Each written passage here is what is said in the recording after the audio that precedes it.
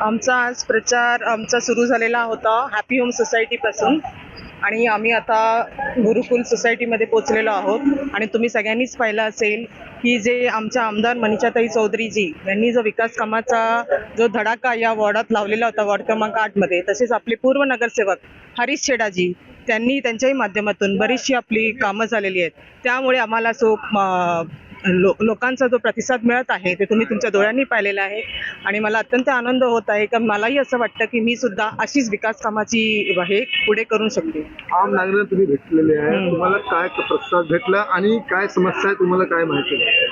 बघा, समस्या म्हणजे बिल्डिंग्समध्ये पेवर ब्लॉक्स आणि हे सगळं तेच पेवर ब्लॉक्स असतील, बेंचेस असतील, डस्टबिन्स असतील किंवा तुमचं पाण्याचं समस्या आहे, ते सगळे आम्ही आणि मोस्टली सगळ्या मनीषाताईंनी सगळ्या सॉल्व्ह केलेल्या आहेत. आत्ताच आम्ही इथे दुसऱ्या एका बिल्डिंगमध्ये गेलेलो होतो. बिल्डिंगचं नाव गुरुकुल ह्याचं, त्या सोसायटीमध्ये पेवर ब्लॉकचं काम सुरू होतं. म्हणजे जसं जसं समस्या आलेल्या ताईंनी त्या सगळ्या पुऱ्या करून ठेवलेल्या आहेत. म्हणून आम्हाला काही असं म्हणजे हे वाटत नाही आणि सगळं वातावरण एकदम पूर्णपणे भाजपमय आहे.